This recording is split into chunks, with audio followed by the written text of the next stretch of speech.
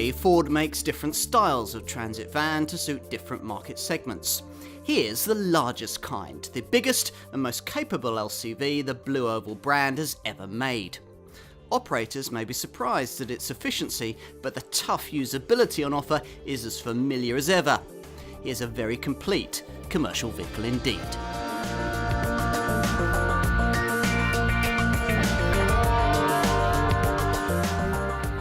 Think of a big-ish van, and it's a pretty sure bet you'll be thinking about this one, Ford's Transit. With over 7 million worldwide sales on the board, it's the Blue Oval brand's third best-selling model. And this is the biggest, toughest modern era version. So successful has this vehicle been across Europe that its very name has almost passed into our language. A byword for van versatility with a history that goes all the way back to 1965. Of the many transits produced since then, an astonishing 700,000 are still pounding global roads. Not many of these are originals, of course. That version, facelifted in 1978 before a complete redesign in 1986, was then further updated in 1994. A lot more common, though, is the vehicle introduced in 2000, one that featured a choice of either front or rear-wheel drive for the first time. Ford fundamentally restyled it in 2006, then added more efficient Euro 5 engines 4 years later. Which brings us up to date and the model we're considering here. In 2014, it took its place as the largest, the heaviest and the most capable member of a transit lineup that now includes 4 completely separate designs covering every segment of the light commercial vehicle market. These range from the small Transit Courier through the compact yet spacious Transit Connect to the medium-sized Transit Custom model that frees this flagship version up to focus on really large loads. It's 11% more spacious than the previous generation model, which makes it big enough to be the first large Transit to be sold in North America. So it's got to be good, and on paper at least, the signs are promising. We're promised best-in-class efficiency, significantly reduced maintenance and repair costs, exceptional drivability and smart load space features. We're promised a lot. Can this Transit deliver? Let's find out.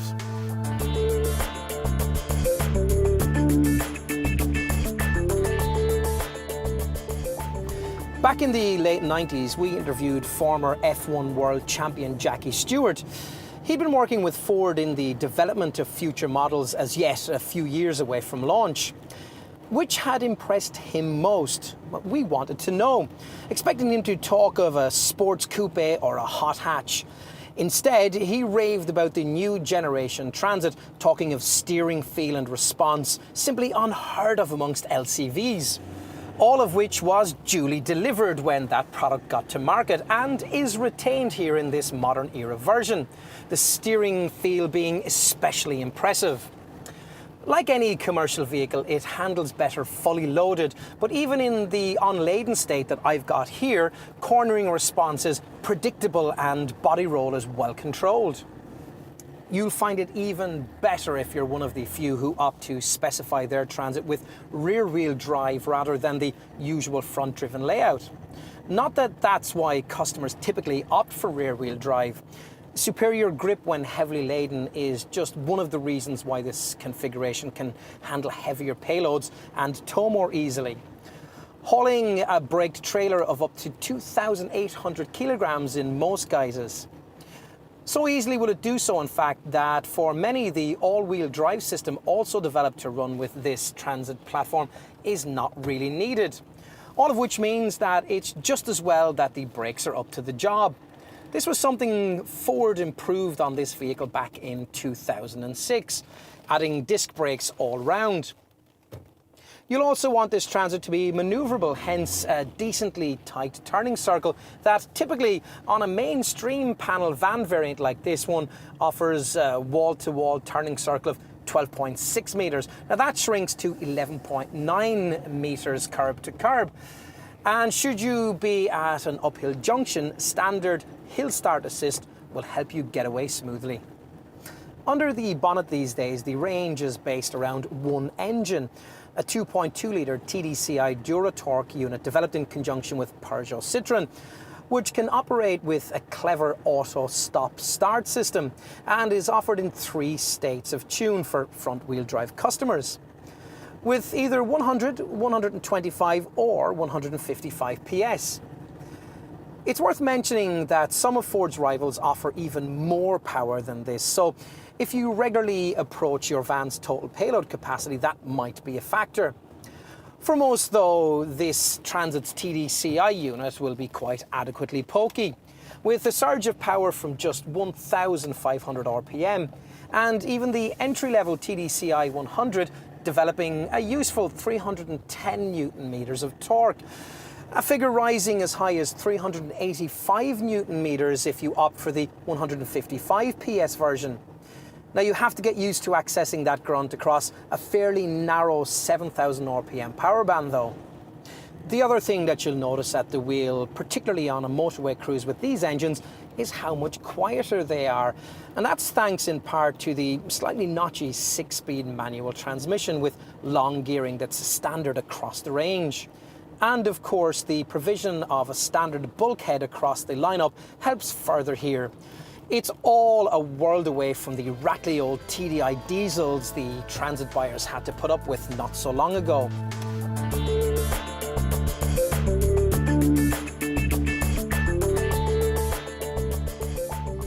It'll help to understand the styling of this Transit if I tell you that it's the first to be sold in the USA, replacing the aging Ford E-Series. Hence a more striking contemporary front end with its high-tech headlamps, a look featuring plenty of the Blue Oval brand's kinetic design cues. Deep rubbing strips extend their protection to the rear wheel arches so as to lessen the risk of the sides collecting minor scrapes. And the indicators are now prominently displayed on the wing mirrors, though urban users might fear the way that makes them more prone to damage. One neat touch hasn't changed. You still need your ignition key to open the bonnet, a nice security feature.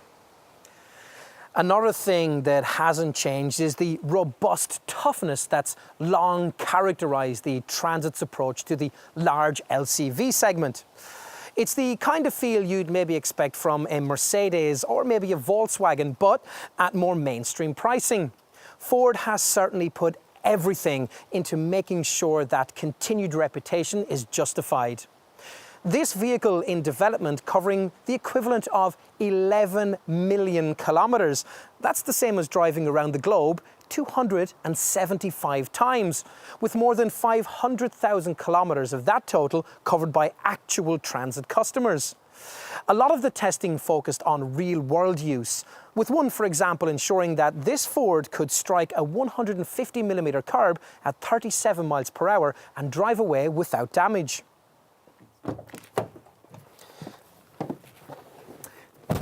Inside, that solidity continues, built from the Turkish factory seemingly strong, but here blended with much more of a car-like ambience than was the case with this model's predecessor.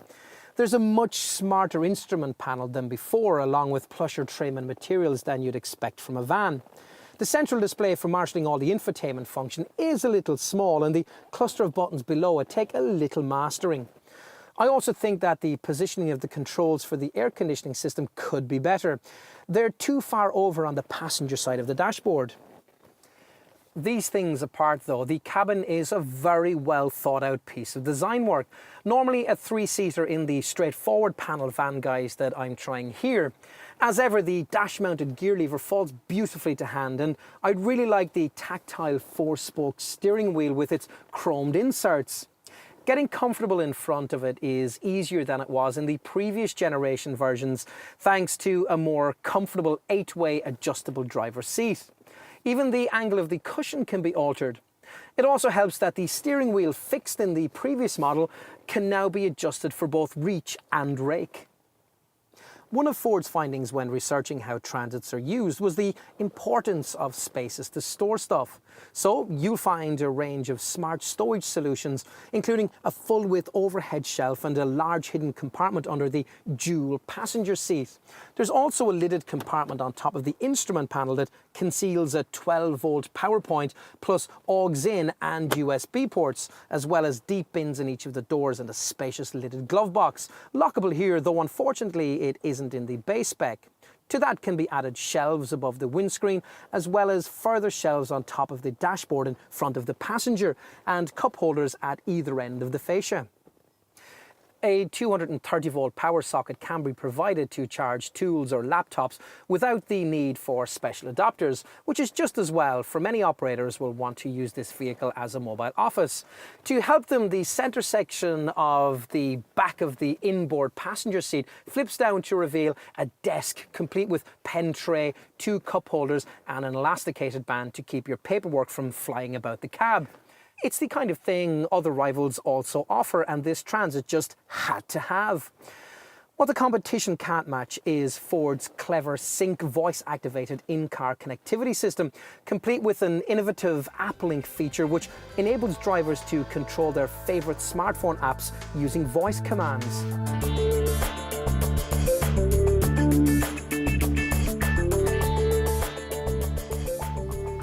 Let's start with what you'll pay. With around 450 derivatives from which to choose, giving you a short steer on Transit pricing is pretty difficult. Still, I'll try.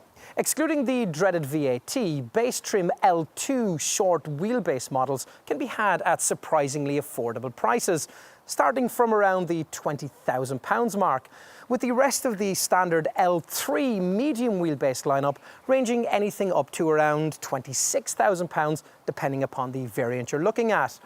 In rough terms, you need to be looking at adding around £700 to the cost of an L2 short wheelbase variant like this one if you want to upgrade it to beefier L3 medium wheelbase spec, and about the same again if you want the L4 long wheelbase version. Swapping between roof heights is also quite affordable. You're looking at a £500 premium to go from this ordinary H2 medium roof model to the higher H3 high roof variant. If you can't be bothered with all of that choice and simply want the tallest, longest Transit available, then list pricing for the largest jumbo Transit model starts at around £28,000. As for rivals, well, there are 3 shared designs that it's mainly aimed at. First, the vehicle you'll find variously badged as either a Peugeot Boxer, a Citroën Relay or a Fiat Ducato. These models will be priced quite similarly to this Ford, as will be the shared design we know as either a Vauxhall Movano, a Renault Master or a Nissan NV400. For a little more than you'd pay for this Transit or any of the alternatives in this segment just mentioned, you could also consider the Mercedes Sprinter VW Crafter collaboration. Having considered all of these, it'd be understandable if toughness, value, efficiency and ease of use brought you back to this Ford, in which case you'll need to start the somewhat daunting process of trying to navigate your way around the various Transit options. Something that I'm going to try and help you do here. So get your notebooks at the ready. I'd suggest that you start by choosing the type of vehicle you need for the job. Do you want a simple panel van like this one for packages only, or will you need to be carrying more than a couple of passengers at the same time? If so, you might want to consider something like the double cabin van variant with its permanent 3-person rear seat, offered at a £1,300 model for model premium over the standard panel van version. If all you need to do is carry people though, then one of the Transit minibus models in the rear-wheel drive M2 bus range will suit you better. These can seat anywhere between 11 and 18 people, depending on your choice between the 3 wheelbase lengths and the 2 roof heights, with gross vehicle weights ranging between 3,500 and 4,500 kilograms. I should also mention the comprehensive Transit chassis cab range, which features 4 wheelbases, 5 chassis frame lengths and 5 GVM gross vehicle mass options, ranging between 3.1 to 4.7 tonnes. Body style options include a 2 to 3 seater single cab, a 6 to 7 seat double cab, plus various pickup bodies. You can even get an L5 chassis cab derivative that accommodates 5-meter floats or box bodies. For the sake of things here though, let's assume that what you're looking for is a simple panel van, just like this one. I've already mentioned the 4 main wheelbase body length choices: this L2 short version, the L3 medium model, and the jumbo version with their L4 long body shape. These will give you anything from just under 3 meters to just under 4.3 meters of load area length. The even longer L5 wheelbase is limited to double cab tipper and drop side models.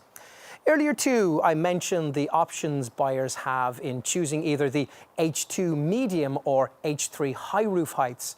These can give you either 1886 or 2025 millimeters of load area height. Next up, it's a question of deciding upon the heaviness of the loads you're likely to carry. Now, obviously, the heavier the likely load, the beefier the GVM or gross vehicle mass you're going to need. The cheapest entry-level panel van variant, which is only available in short wheelbase H2 medium roof guys, has a gross vehicle mass of 2,900 kilograms, so is badged 290. Beyond this, you get the usual roof and wheelbase choices I was just talking about. The next model GVM option is 3,100 kilograms, badged 310, and then so on in the same way through 330, 350, 430 and even 470 derivatives, though the 470 model is so large that you may need to pay extra for a tachograph. Of course, the model weight you choose will need to be matched with an appropriately torquey engine. All the full-size Transit models get the same 2.2-litre TDCI unit operable via a 6-speed manual transmission. But you do get a choice of outputs, either 100, 125 or 155 PS. Go for the 125 PS variant, and there's the option of a frugal Econetic variant, which gets a unique engine calibration, auto start-stop and an acceleration control feature for particularly efficient returns. As for the drive layout, well, nearly all Transit buyers choose conventional front-wheel drive, but those needing to tow or take heavier loads may be better off looking at the rear-wheel drive option, available from the 350 gross vehicle mass upwards. Those who might need to regularly get across loose or slippery surfaces, building sites for example, may even want to consider the all-wheel drive alternative. At this point, you should have a pretty good idea of what your ideal Transit derivative is going to be. It's now just a case of finalising your trim level. There are 2, base and trend.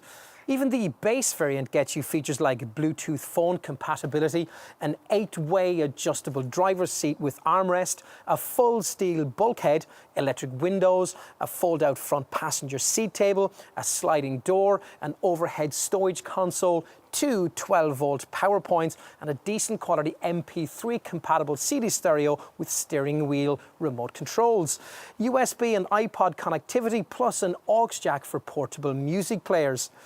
Provided you don't opt for the Econetic version, you also get a spare wheel too.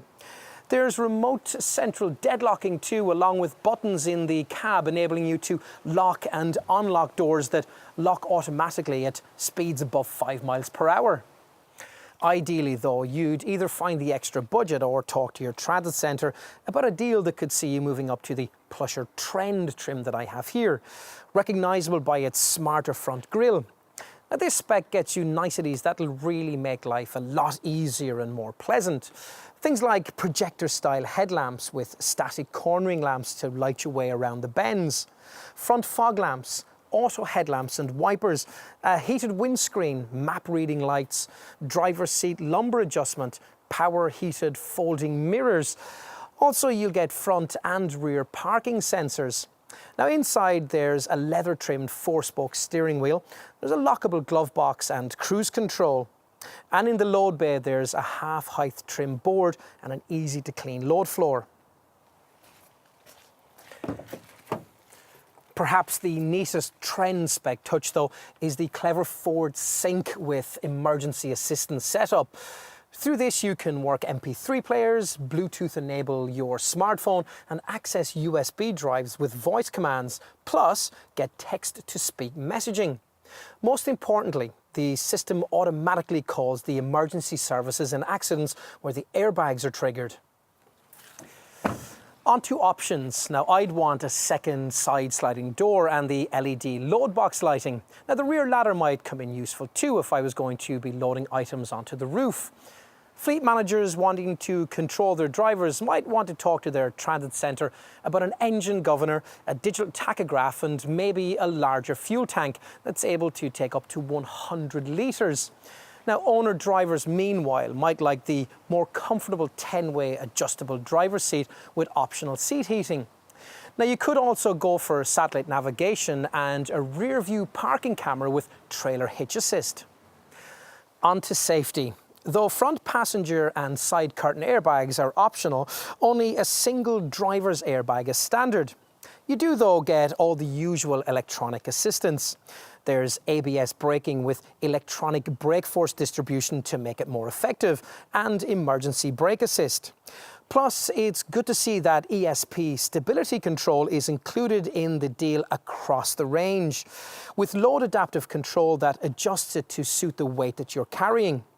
There's also tyre pressure monitoring, hill start assist to stop you from drifting backwards on uphill junctions, roll stability control and curve control, which helps you stay on the road if you take a bend too fast. Options include a lane keeping assist system that stops dozy drivers drifting out of their lanes on the highway, a trailer sway control system if you specify the optional tow bar, and a driver alert setup that constantly monitors your driving behaviour and will warn you if it thinks you're becoming drowsy.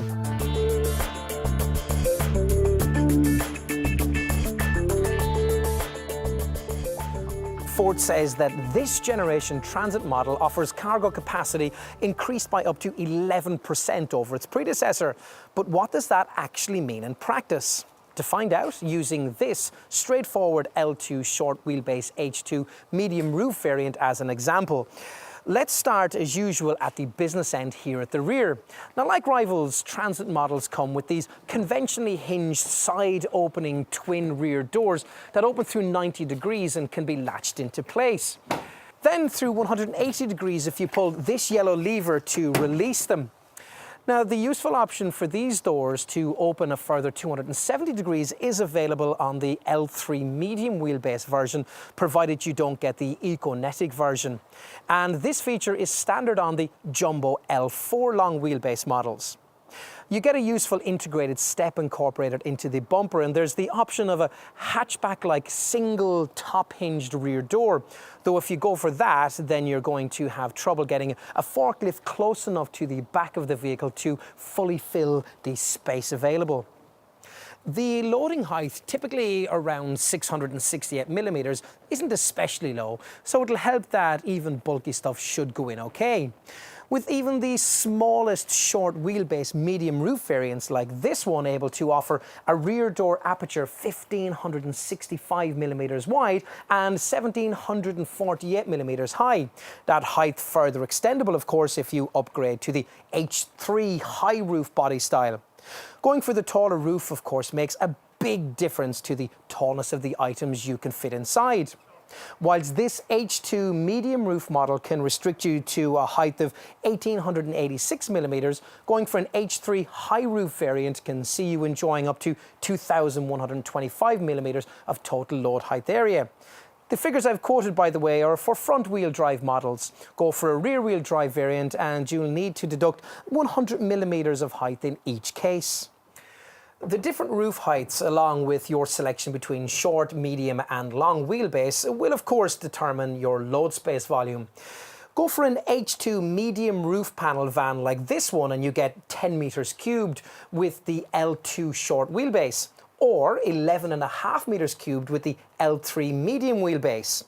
If you're likely to be transporting bigger loads regularly though, you'll probably be more interested in the H3 high roof body shape. Now here you can expect 11.2 meters cubed with the L2 short wheelbase and 13 meters cubed with the L3 medium wheelbase. The biggest van of the bunch is the huge jumbo version, which uses that H3 high roof and mates it with the L4 long wheelbase to deliver as much as 15.1 meters cubed of load volume. This version only comes in rear-wheel drive form, and all the other cubic meter figures I've just quoted are for front-driven variants. And you might want to remember that if you go for the rear-wheel drive option with any of these, you'll need to deduct about a half a meter cubed from each of the volumes mentioned.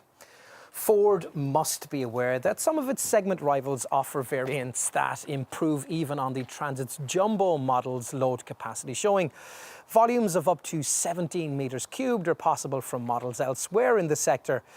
But the demand for large panel vans that big is very small, and what's on offer here is certainly very usable.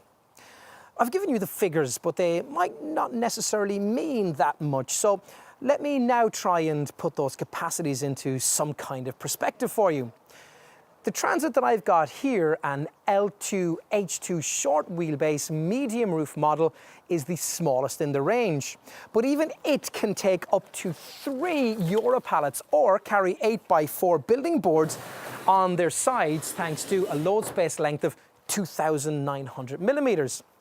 Make full use of that space and you'll be glad of a payload of up to 1,453 kilograms.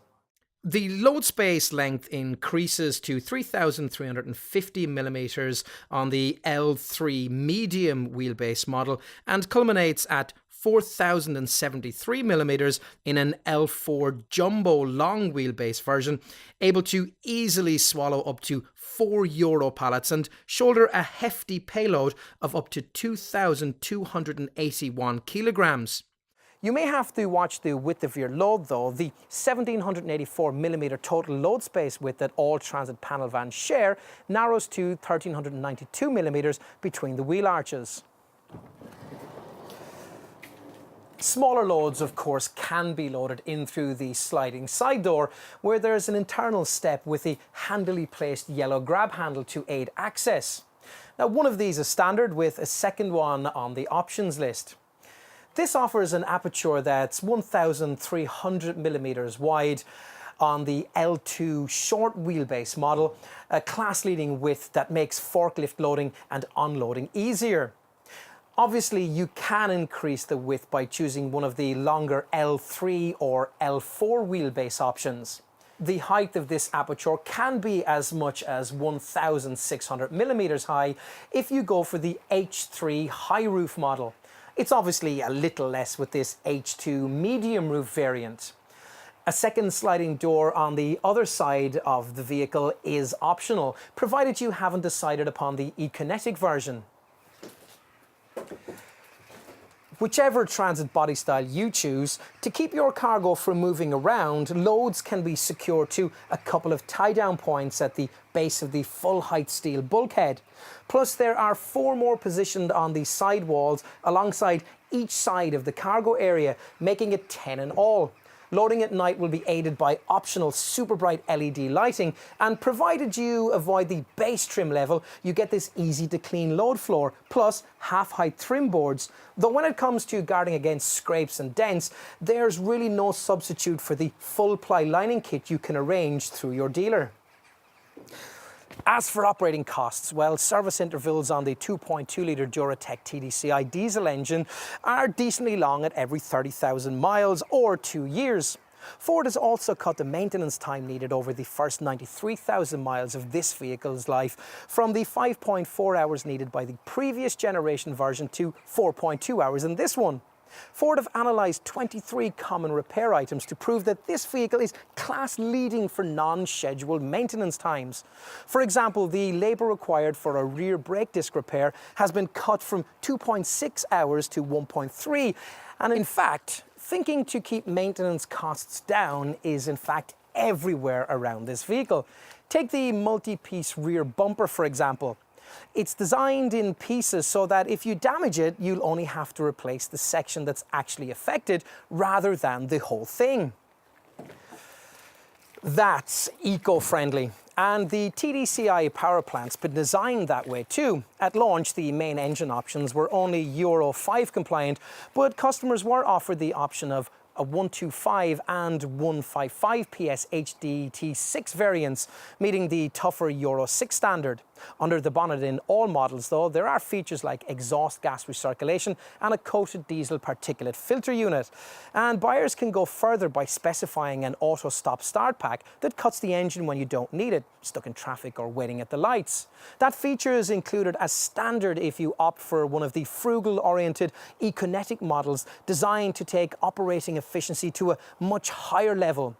These also include recalibrated engines featuring smart regenerative charging, acceleration control and a battery management system to improve battery life, fuel consumption and ensure ready-to-go reliability. Of course, the driver can do his or her part.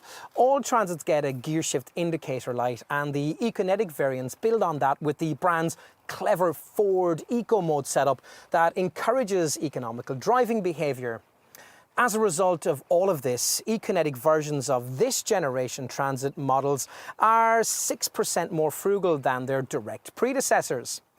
They're capable of delivering a combined fuel consumption figure of as much as 44 miles per gallon, along with a best-in-class emissions as low as 169 grams per kilometre. Even the largest, heaviest and most potent 155 PS H3L4 high-roof jumbo model manages a combined cycle showing of 36.2 miles per gallon. Talking of fuel, expensive errors at the pumps can be avoided by the unique standard fit Ford Easy Fuel system, which does away with the need for a fuel cap and stops you putting petrol in the nozzle. What else? The Transit is protected by a 3-year, 100,000-mile warranty, extendable up to 5 years, plus 12 years of anti-perforation corrosion cover.